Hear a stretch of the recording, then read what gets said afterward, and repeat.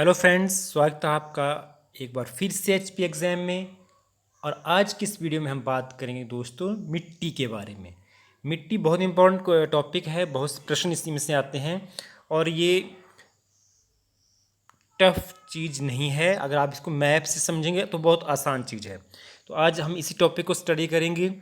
तो अगर वीडियो आपको अच्छी लगे तो वीडियो को लाइक ज़रूर करें, और अगर अच्छी ना लगे तो लाइक करने की ज़रूरत भी नहीं है। और अगर वीडियो अच्छी लगे तो चैनल को सब्सक्राइब भी कर लें, क्योंकि जब भी नई वीडियो हम डालें तो आपको उसकी नोटिफिकेशन उससे आसानी से मिल जाएगी। तो चलिए आज की वीडियो शुरू करते हैं। तो सबसे पहले हम बात करें मिट्टी के बारे में। तो मिट्टी के बारे में अगर हम बात करें तो भारत में जितनी भी मिट्टियाँ पाई जाती हैं उनको जो हमारी एक संस्था है ICAR हमारी एक संस्था है, और जिसका पूरा नाम है Indian council of agricultural research. Indian council of agricultural research, भारतीय कृषि अनुसंधान परिषद, ये इसका पूरा नाम है।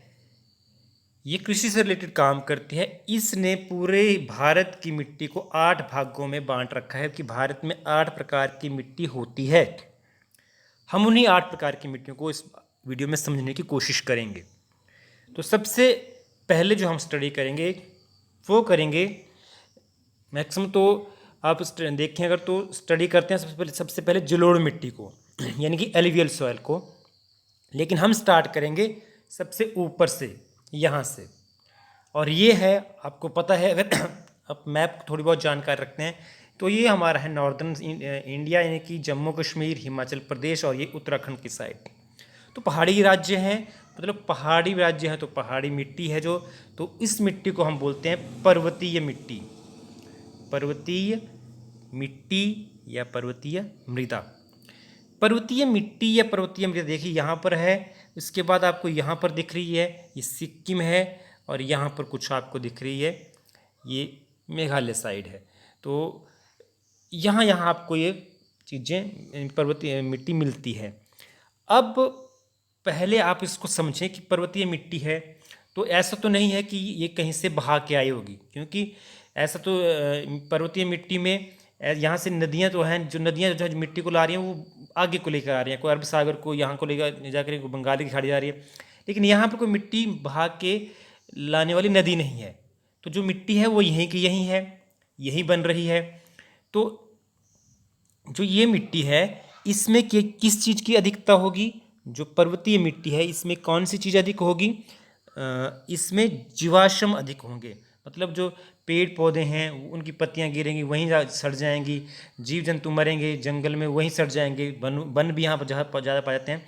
तो यहाँ पर क्या होती है? जीवाश्म की अधिकता होती है। जीवाश्म होते हैं जीवों के अवशेष होते हैं, उनसे जो मिट्टी बनती है उसको हम ह्यूमस कहते हैं बाद में। तो जीवाश्मों की इसमें अधिकता होती है, ज़्यादा होगी। ये बात आपको क्लियर होनी चाहिए। उसके बाद ये मिट्टी जो होगी, जीवाश्मों की अगर अधिकता है तो, लेकिन साथ में क्या है, अब यहाँ नदियाँ यहाँ से कुछ ला नहीं रही हैं इसमें। तो इसमें ऐसे तत्व जो चट्टानों से लीक होके चट्टानों से पानी के साथ बह के आते हैं वो नहीं होंगे। जैसे कि इसमें पोटाश नहीं होगा, पोटाश कम होगा इसमें चूना भी कम होगा, चूने की भी कमी रहेगी। साथ में फास्फोरस, ये सारी चीज़ें क्या होंगी? कम रहेंगी। ना ही चूना कम ज़्यादा होगा, ना ही पोटाश ज़्यादा होगा, ना ही फास्फोरस अधिक होगा। तो ये इन चीज़ों की क्या रहती है? कमी रहती है इस चीज़ में, इस मिट्टी में ये चीज़ें कम रहेंगी। अब ये होगी बात इसकी। तो ये जो मिट्टी है ये किस काम आ सकती है? अब क्वेश्चन ये उत्तर आता है कि ये मिट्टी किस काम आएगी? ये पर्वतों की जो मिट्टी है ये किस काम आती है? तो पर्वतों में आपको पता है पर्वतों में क्या होता है, ज़्यादातर जो ये उपयोगी है मिट्टी ये है चाय की खेती के लिए। जो चाय है आपके पास, चाय के जो बागान होते हैं आपको पता हो, तो चाय के बागान पर्वतों में ही पाए जाते हैं। तो चाय के लिए बहुत उपयोगी है। चाय हो गया, कहवा हो गया, कॉफ़ी हो गया, मसाले वगैरह इस मिट्टी में मिलते हैं।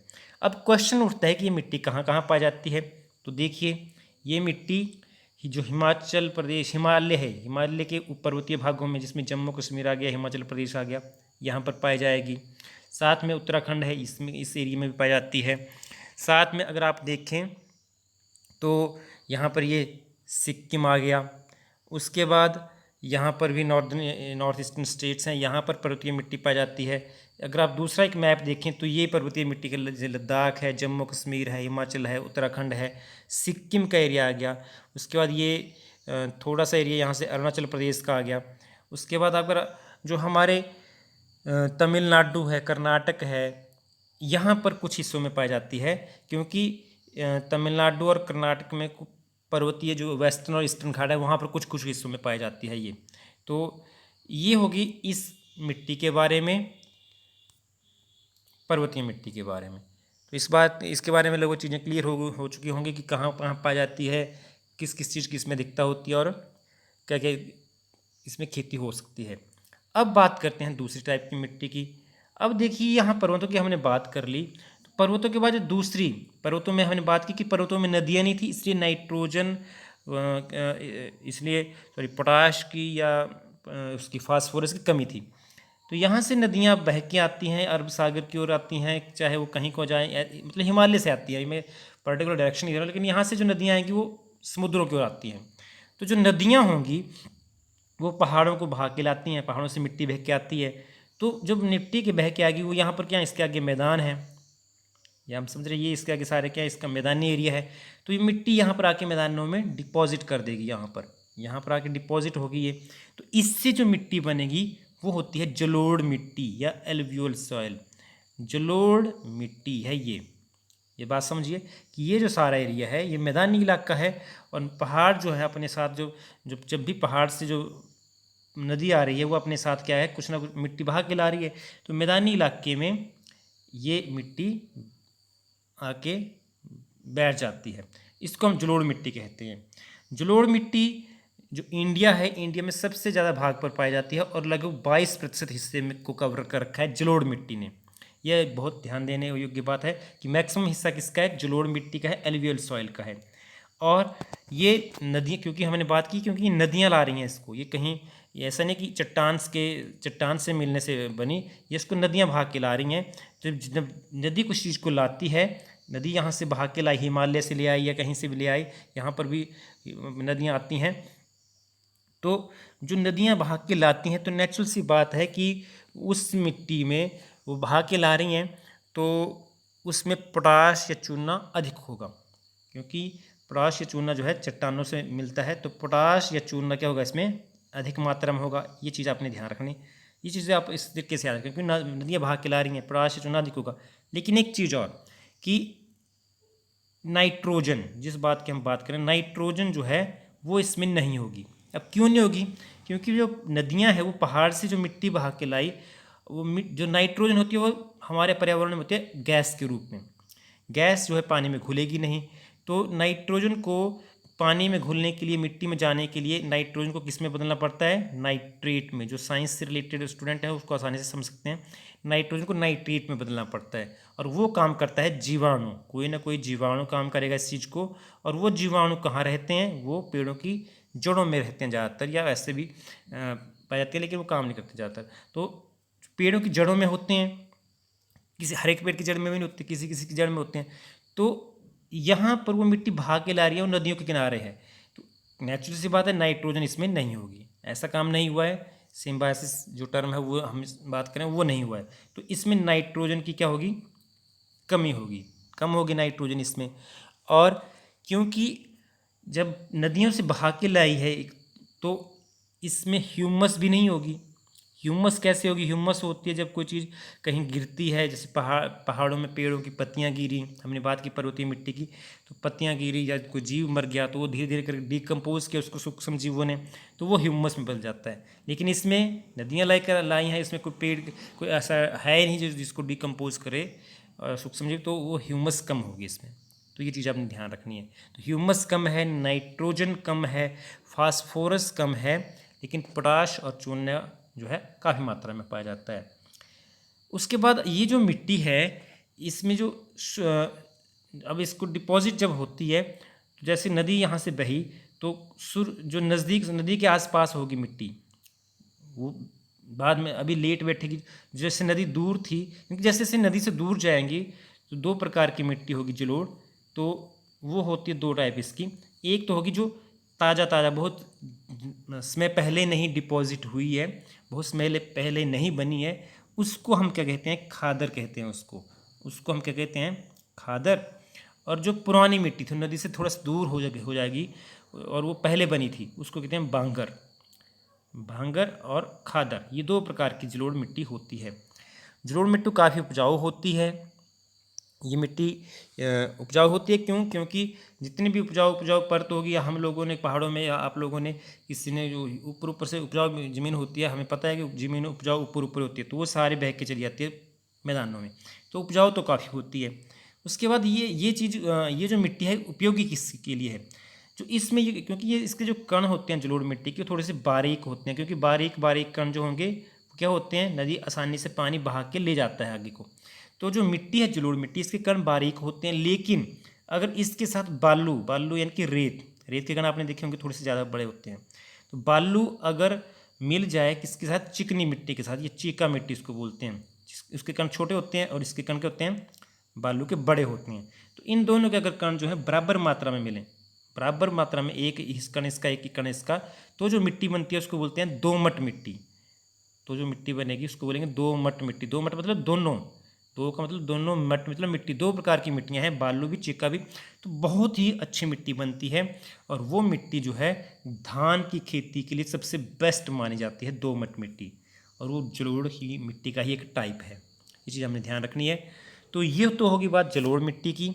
अब बात करें कि ये जलोढ़ मिट्टी है कहाँ कहाँ पाई जाती है। तो यहाँ पर ये मैप देखिए, मैप में यहाँ सारा एरिया जो है ये मैदानी इलाका है, यहाँ से ये सारा एरिया किसमें आता है, जलोढ़ मिट्टी से ही कवर है। ये सारा जो है इधर ईस्टर्न घाट्स है, इधर गुजरात है।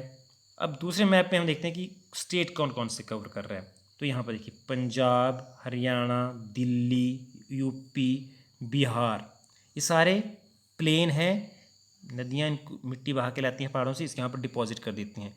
मेघालय का कुछ हिस्सा, वेस्ट बंगाल का कुछ हिस्सा, और उसके बाद अगर आप यहाँ देखिए यहाँ पर ये जो है ये एरिया इधर से इधर वाला, और ये एरिया है राजस्थान का कुछ हिस्सा, थोड़ा सा हिस्सा मध्य प्रदेश का भी है, यहाँ मध्य प्रदेश की बाउंड्री, यहाँ पर कुछ हिस्सा मध्य प्रदेश का भी इसमें इंक्लूडेड है, थोड़े से हिस्से गुजरात में भी इसका है। तो ये, और वेस्टर्न घाट और ईस्टर्न घाट में भी कुछ हिस्सा इसका है, यानी कि वह थोड़ा हिस्सा जो पर्वतों के नज़दीक था, ईस्टर्न घाट और वेस्टर्न घाट के जो पर्वत हैं उनके जो मैदानी इलाके होंगे वहाँ पर ही पाई जाएगी। तो ये तो होगी बात क्लियर कि जलोढ़ मिट्टी क्या थी, क्या कहाँ पाई जाती है। अब अगली मिट्टी की हम बात करें तो अगली मिट्टी हम देख लेते हैं यहाँ से, इस मैप पर ये मिट्टी हमने कर ली, पहाड़ी मिट्टी, उसके बाद एलुवियल सॉइल जलोढ़ मिट्टी भी कर ली। ये अगली पकड़ते हैं ये वाली मिट्टी, ये है काली मिट्टी। ये सारी जितनी आप देख रहे हैं ये सारी सेंटर जैसे में ये सारी काली मिट्टी है। काली मिट्टी है तो काला रंग, मतलब इसका क्या है, काला रंग है। कहाँ पाई जाती है, जो डेक्कन है, जो हमारा दक्कन है वहाँ पर। इसको हम नॉर्थ बोलते हैं, इसको ईस्ट बोलते हैं, इसको साउथ बोलते हैं, तो साउथ में आती है, ये वेस्ट है। तो दक्कन का जो लावा क्षेत्र है, यहाँ ये लावा क्षेत्र माना जाता है। तो दक्कन के जो लावा क्षेत्र है इसमें पाई जाती है, इसको एक और नाम दिया जाता है रेगुर मृदा। रेगुर मृदा भी बोलते हैं इसको, रेगुर मिट्टी या रेगुर मृदा भी बोलते हैं। इसको एक और नाम हम बात करते हैं, इसको हम क्या बोलते हैं, स्वतः जुताई वाली मिट्टी। अपने आप ही, मतलब अपने आप ही इसमें जुताई हो जाती है, ऐसा कहा जाता है। क्यों, क्योंकि जैसे ही इसमें मॉइस्चर आता है तो ये ठीक रहती है, लेकिन जैसे ही ये सूख जाती है तो इसमें दरारें पड़ जाती हैं अपने आप ही। तो जैसे हल चलाया हो किसी ने तो ऐसे लग जाता है कि इसमें दरारें जैसे पड़ गई, हल चलाया, तो इसको हम बोलते हैं स्वतः जुताई वाली मिट्टी। इसका रंग काला होता है, जैसे मिट्टी काली है तो रंग नेचुरल सी बात है कि काला रंग होता है। अब क्वेश्चन उठता है कि रंग काला क्यों है, तो काला रंग होता है इसका, इसमें एक प्रेजेंट होता है टिटेनीफेरस मैग्नेटाइट। टिटेनीफेरस मैग्नेटाइट होता है, जिसके कारण इसका क्या होता है, रंग काला होता है। तो टिटेनीफेरस मैग्नेटाइट के रंग कारण रंग काला होता है। अब बात करते हैं कि इस मिट्टी में और क्या क्या होता है। टिटेनियम फेरस मैग्नेटाइट में मैंने बात कर ली, और क्या क्या होता है। तो इस मिट्टी में लोहा, चूना, एल्यूमिनियम, मैग्नीशियम, ये काफ़ी होता है। इसमें लोहा भी होता है, चूना भी होता है, सॉरी ये ढंग से नहीं लिखा, लोहा होता है, चूना होता है, मैग्नीशियम होता है। तो ये काफ़ी मात्रा में पाया जाता है।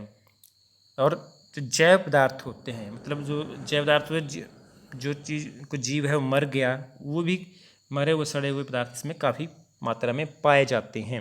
और ये काली मिट्टी अगर हम बात करें तो ये काली मिट्टी बहुत ज़्यादा उपजाऊ होती है। किसके लिए? कपास के लिए। कपास की मिट्टी, ये काली मिट्टी कपास की खेती के लिए बहुत ज़्यादा उपयोगी होती है। और फसलें भी उगाते हैं, लेकिन कपास के लिए बेस्ट है ये। अब बात करते हैं है कहाँ कहाँ पर ये। तो देखिए ये दूसरे मैप में आपके लिए क्लियर हो जाएगा। जो काली मिट्टी है तो ये अगर हम देखिए तो गुजरात, ये गुजरात हो गया, ये मध्य प्रदेश है, यहाँ पर भी पाई जाती है। उसके बाद महाराष्ट्र में कोई काली मिट्टी है। उसके बाद आप देखिए ये कुछ एरिया तेलंगाना का भी है, कुछ एरिया कर्नाटक का भी है, और कुछ एरिया थोड़ा बहुत आंध्र प्रदेश का भी है। तो यहाँ मेन रूप में ये पाई जाती है। बाकी और जगह तो हो सकती है पाई जाए, लेकिन ये मेन भी जगह है। गुजरात का ये एरिया भी है। तो कुल मिला के ये सेंट्रल जोन जैसी हमारे उसमें पाई जाती है। मध्य प्रदेश हो गया, महाराष्ट्र हो गया, गुजरात हो गया, आंध्र प्रदेश हो गया, तेलंगाना हो गया, तो इसमें पाई जाती है। और वहाँ पर कपास की खेती बहुत ज़्यादा मात्रा में होती है। तो ये होगी बात काली मिट्टी की। अब अगर हम बात करें अगली मिट्टी की, अगली मिट्टी है लाल मिट्टी, इसको पकड़ लेते हैं। तो लाल जो मिट्टी है इसका रंग लाल भी होता है और इसका रंग पीला भी होता है। अब रंग लाल या पीला क्यों होता है? क्योंकि इसमें क्या होता है, आयरन के ऑक्साइड, लोहे के ऑक्साइड होते हैं। लोहा जो होता है बहुत अभिक्रियाशील तत्व है। हमें पता है लोहे को थोड़े दिन बाहर रखे तो उसमें जंग लग जाती है और भूरे रंग की होती है। तो जब प्रकृति में लोहा होगा, एनवायरनमेंट में पानी भी होगा, हवा भी, नमी भी होगी, तो उसमें भी क्या होगा, उसका ऑक्सीजन से भी क्रिया करेगा वो, और उसका क्या बन जाता है, ऑक्साइड, FeO, आयरन ऑक्साइड बन गए। तो लोहे के ऑक्साइड के कारण इसका रंग लाल होता है, कई जगह पीला भी होता है। तो ये होगी क्लियर। अब बात आती है कि इस जो लाल मिट्टी है इसमें पाया क्या क्या जाता है। तो देखिए जी, इसमें क्योंकि ये मिट्टी, पहली बात ये कि मिट्टी बनती कैसे है, अगर ये बात करें तो कि बनती कैसे है, तो ये जो सेल होते हैं, चट्टानें होती हैं, उनके कायांतरण को टूटने फूटने से बनती है। ठीक है, कोई चट्टान है, बड़ी सी चट्टान है, उसके टूट फूट से जब उसकी विदरिंग होती है तो उसकी टूटने से बनती है ये लाल मिट्टी। अब चट्टानों को टूटने से बन रही है कोई चीज़, तो नेक्स्ट क्या क्या चीज़ नहीं होगी इसमें। देखिए, एक तो उसमें नाइट्रोजन नहीं होगी, ये हमने पहले ही बात की। नाइट्रोजन तो किसी किसी मिट्टी में होगी जहाँ पर क्या होगा, जीवाणु उसको फिक्स करेंगे, नाइट्रेट बनाएंगे, तो नाइट्रोजन नहीं होगी।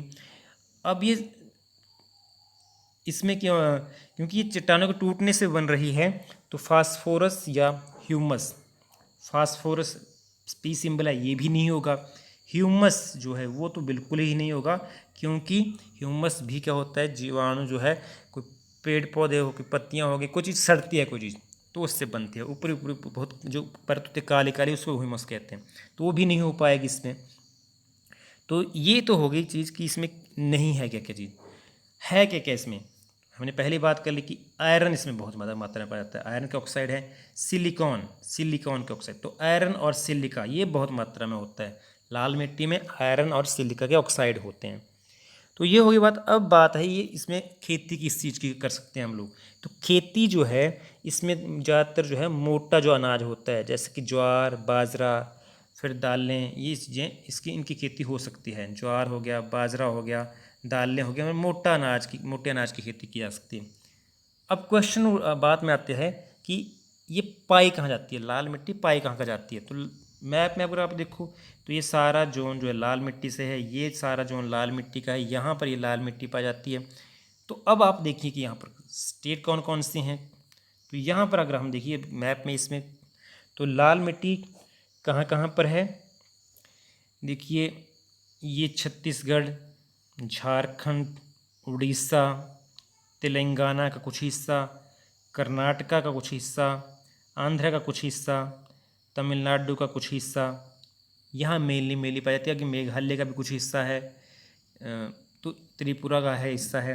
तो ये इन स्टेट्स में ये पाई जाती है ज़्यादातर लाल मिट्टी। अब बात करें हम इसके बाद अगली मिट्टी की, और वो मिट्टी है लेटेराइट सॉइल। लेटेराइट सॉइल जो है ये वाली सॉइल,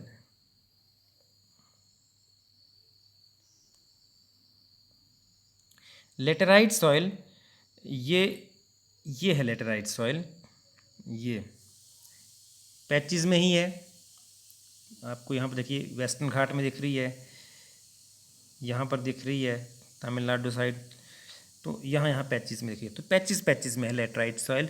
तो ये जो मिट्टी है लेटेराइट सॉइल जो होती है, इसमें भी क्या होता है, एक तो आयरन और दूसरा सिलिकॉन, ये बहुत ज़्यादा मात्रा में होता है। आयरन और सिलिकॉन बहुत ज़्यादा मात्रा में होता है। पाई कहाँ जाती है, तो यहाँ पर देखिए ये पश्चिमी घाट है, ये एरिया पूर्वी घाट को बिलोंग करता है, ये पूर्वी घाट को बिलोंग करता है, तो यहाँ पाई जाती है। ये सारा एरिया पूर्वी घाट, ये पश्चिमी घाट, और साथ में अगर आप देखें दूसरे मैप पे हम देख लें,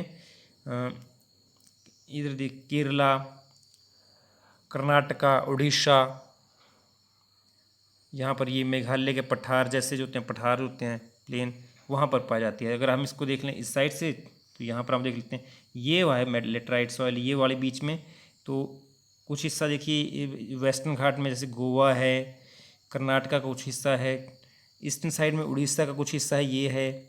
उसके बाद यहाँ पर वेस्ट बंगाल का कुछ हिस्सा है, यहाँ पर मेघालय का जो पठार हमने बात की वो, यहाँ पर कुछ हिस्सा आपको तेलंगाना में दिख रहा है। ये तो थोड़ा थोड़ा एरिया है, ये ज़्यादा हर कहीं मतलब ऐसा नहीं है कि एक बहुत ज़्यादा एरिया कहीं। अब लेटेराइट सॉइल की बात करें तो इसमें होता क्या क्या है, तो लेटेराइट सॉइल भी क्या होती है, ये भी जब जो जलवायु परिवर्तन होता है, मतलब जब चट्टानें होंगी, कोई चट्टान है, उसके जब मौसम गर्म हो, दिन में गर्म होता है, ये ज़्यादातर वहाँ होते हैं जहाँ मानसून पवने या मानसून का जहाँ असर रहता है, तो इसलिए वेस्टर्न घाट, ईस्टर्न घाट साइड ये पाई जाती है। चट्टान होगी जब दिन में तो गर्म होगी, तो वो फैलेगी, मिट्टी होगी, बारिश होगी, वो कुछ और टेक्सचर होगा, थोड़ी देर जब गर्मी हो जाएगी तो कुछ और टेक्सचर हो जाएगा, वो स्वेल मतलब जिसकी जो स्वेलिंग थी वो कम हो जाएगी। तो इस तरीके से वीदरिंग से ये मिट्टी बनती है। जो लेटेराइट मिट्टी होती है, ये इसकी खासियत होती है, जैसे हमारे यहाँ कहीं पर चिकनी मिट्टी इसको हम बोलते हैं, वो मिट्टी, उसमें क्या होता है कि जब ये सूख जाती है, जब ये सूखती है तो ये हो जाती है ईंट के जैसे कठोर, बहुत कठोर हो जाती है। लेकिन जब ये गीली होती है तो क्या होती है, ये तो ये जैसे दही होता है लिपा ना, वैसे हो जाती है। तो ये इसकी खासियत है, इसको चिकनी मिट्टी हम जैसे बोलते हैं अपने साइड। तो ये एक अच्छी मिट्टी नहीं है खेती बाड़ी के लिए, इसमें चूने भी कम होता है, और साथ में ना ही नाइट्रोजन होती है, ना ही पोटाश होती है, ना ही ह्यूमस होती है, ना ही चूना होता है। लेकिन अगर इसको आप उर्वरक अच्छे देंगे, इसमें कुछ डालेंगे, खाद्य वगैरह डालेंगे, तो चाय की खेती इसमें की जा सकती है, क्योंकि चाय को एसिडिक मिट्टी चाहिए होती है, अम्लीय मिट्टी चाहिए होती है, और ये अम्लीय मिट्टी होती है। चूना कम होगा, चूना क्षार है, तो जब चूना नहीं होगा तो नेचुरल सी बात है, चूना क्षार बनाता है ना, तो चूना नहीं है, क्षार नहीं होगी, तो ये मिट्टी अम्लीय होती है। अम्लीय मिट्टी चाय के लिए अच्छी है, लेकिन साथ में क्या होना चाहिए, इसमें कुछ खाद वगैरह डालनी पड़ेगी आपको, उसको मतलब उपजाऊ बनाने के लिए। तो ये होगी बात लेटेराइट सॉइल की। लेटेराइट सॉइल के बाद बात करें हम, एक और है जो मरुस्थलीय मिट्टी होती है, मरुस्थलीय मिट्टी या डेजर्ट या मरुस्थल की मिट्टी। तो मरुस्थल की मिट्टी मतलब जहाँ मरुस्थल है, रेत टाइप की वो मिट्टी होगी, रेत होगा, इसमें बालू होगा। अब रेत है तो नेचुरल सी बात है कि उसमें क्या होगा, लोहा होता है, लोहा उसमें ज़्यादा होता है, आयरन उसमें ज़्यादा होगा। फास्फोरस है, लोहा और फास्फोरस तो काफ़ी मात्रा में होता है, लेकिन वही बात, इसमें नाइट्रोजन नहीं होगी और ह्यूमस भी नहीं होगी, जो इम्पोर्टेंट होती है खेती बाड़ी के लिए। तो खेती बाड़ी के लिए तो अच्छी नहीं है ये। लेकिन अब ये आपको पता है, हमें पता है कि रेगिस्तान ज़्यादातर कहाँ पर है, रेगिस्तान ज़्यादातर राजस्थान साइड में है। तो वहाँ पर फसलें कौन सी उगाई जाती हैं, इनमें ज्वार हो गया, बाजरा हो गया, इन वहाँ पर फसलें ये उगाई जाती हैं। अगर सिंचाई वगैरह प्रॉपर की जाए, खाद वगैरह प्रॉपर दी जाए, तो इसमें खेती की जा सकती है। जैसे आजकल हमें श्री गंगानगर जो है राजस्थान में, वहाँ पर सिंचाई की एक नहर बनाई गई है भाखड़ा बांध से, और वहाँ पर सिंचाई खेती बाड़ी की जा रही है। तो इसमें खेती बाड़ी थोड़ी बहुत तक की जा सकती है। तो ये सॉइल, अब बात करते हैं कि पाई कहाँ कहाँ जाती है। तो जो मरुस्थलीय जो सॉइल है, तो वो देखिए, अगर हम, ये है कुछ पैचेस इसके, ये राजस्थान साइड के। तो यहाँ पर अगर हम बात कर लें तो ये होंगे, ये है राजस्थान, गुजरात का कुछ हिस्सा और राजस्थान का कुछ हिस्सा। ज़्यादातर मरुस्थल हमारे इंडिया में यहीं पर पाए जाते हैं। तो ये हो गया मरुस्थलीय मिट्टी के बारे में। उसके बाद कुछ मिट्टियाँ ऐसी होती हैं जो लोकलाइज्ड होती हैं। लोकलाइज्ड मतलब वो, उनको हम ये नहीं कह सकते कि कहाँ पर है। तो ये उस एरिया जहाँ पाई जाएंगी, जैसे कि एक होती है लवणीय मिट्टी। लवण होते हैं जहाँ पर नमक को होते हैं, साल्ट या नमक को, लवणीय मिट्टी या फिर क्षारीय मिट्टी। लवणीय मिट्टी या क्षारीय मिट्टी, इनको हम ऊसर मिट्टी भी कह देते हैं, उपजाऊ इतनी नहीं होती है। तो ये पाई कहाँ जाती है, ये वहाँ पाई जाती है जहाँ पर जल निकासी अच्छी ना हो। अब जल निकासी हमने घरों में तो करनी नहीं है। जल निकासी इन द सेंस कि ऐसा एरिया जहाँ से पानी जो है निकल ना पाए आगे को ज़्यादा अच्छे तरीके से। तो क्या होगा, जितनी भी नदी कोई पानी लेकर आएगी, मान लो ये नदी है, ये पानी लेकर आई और वो पूरा का पूरा ढंग से अच्छे तरीके से एकदम से निकला नहीं, तो क्या होगा, तो होगा ये कि जितने भी साल्ट, जितने भी लवण वो साथ में लेकर आई है, पानी यहाँ से क्या होगा, पानी यहाँ से भाप बन के उड़ जाएगा, वाष्पीकरण होगा इसका। जब पानी यहाँ से भाप बन के उड़ जाएगा, तो यहाँ पर जो साल्ट जो होंगे, लवण जो होंगे वो रहेंगे। तो जो मिट्टी होगी यहाँ के आसपास की, यहाँ की, वो क्या हो जाएगी, लवणीय मिट्टी बन जाएगी, वो साल्टी मिट्टी बन जाएगी। और इसमें कैल्शियम हो गया, मैग्नीशियम हो गया और साथ में सोडियम, इसके क्या होते हैं, लवण पाए जाते हैं, ज़्यादातर क्लोराइड लवण। तो इसके लवण पाए जाएंगे, बाकी इसमें होता कुछ नहीं है। ये पाई कहाँ का जाती है, पंजाब में, हरियाणा में, राजस्थान में, केरल में। तो यहाँ जहाँ ये चीज़ें पाई जाती है, पंजाब हो गया, हरियाणा हो गया, राजस्थान हो गया, यहाँ पर ये मिट्टी पाई जाती है।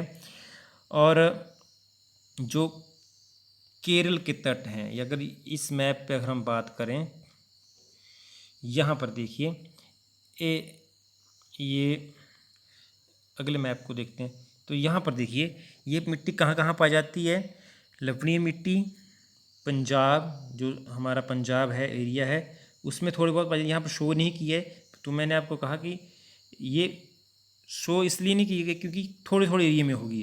पंजाब, दक्षिणी जो पंजाब है वहाँ पर, हरियाणा में, दक्षिणी हरियाणा में, उसके बाद पश्चिम राजस्थान के पश्चिमी राजस्थान में, ये यहाँ पर राजस्थान में, उसके बाद केरल में, केरल यहाँ पर, इस तरीके से पाए जाते हैं। और ये उपजाऊ मिट्टी तो होती नहीं, लेकिन जो हमारे तटीय क्षेत्र हैं, जो हमारे यहाँ पर तट वाले क्षेत्र हैं, जहाँ पर अगर यहाँ पर ये पाई जाती है, तो यहाँ पर इसमें नारियल के पेड़ उगाए जाते हैं, नारियल के पेड़ या ताड़ के पेड़ इसमें उगाए जाते हैं। जो लास्ट मिट्टी है वो है जैविक मिट्टी या पीट, पीट भी इसको बोलते हैं, या जैविक मिट्टी भी बोलते हैं। जैविक मतलब क्या है, कोई जिंदा चीज़ है, जिंदा चीज़ से रिलेटेड कोई चीज़ है। जैव जहाँ लग गया तो मतलब उसमें कोई लाइफ थी, आज नहीं है तो पहले होगी होगी कभी। तो जब किसी मिट्टी में क्या होगा, जो कोई जीवाश्म है, कोई जीव मर गया, वो वहाँ पर डिकम्पोज हो गया, सड़ गया, उसके कारण जो मिट्टी बनती है, वो क्या है, उसको हम क्या कहेंगे, पीट या जैविक मिट्टी कहते हैं। तो जब कोई जीवाश्म कोई सड़ेगा, डिकम्पोज होगा, तो क्या होगा, वो एक तो उसमें क्या होगी, वो थोड़ी बहुत काले रंग की होगी, और थोड़ी सी क्या होगी, वो भारी भी होगी। ठीक है, तो ये पीट ये जैविक मिट्टी में होता है। अब ये चीज़ें पाई कहाँ जाती हैं, ये मिट्टी कहाँ पाई जाती है, सुंदरवन जो डेल्टा है हमारा उसमें पाई जाएगी। यहाँ पर देखिए ये जो हमारा वेस्ट बंगाल और इसके साथ में एरिया, यहाँ पर सुंदरवन डेल्टा है, यहाँ पर पाई जाएगी। उसके बाद उत्तराखंड में पाई जाती है कुछ एरिया में, उत्तराखंड यहाँ जैसे उत्तराखंड में कुछ एरिया में पाई जाती है, अल्मोड़ा जैसे जो है वहाँ पर पाई जाती है। इसमें ये इन जगहों में ये मिट्टी पाई जाती है।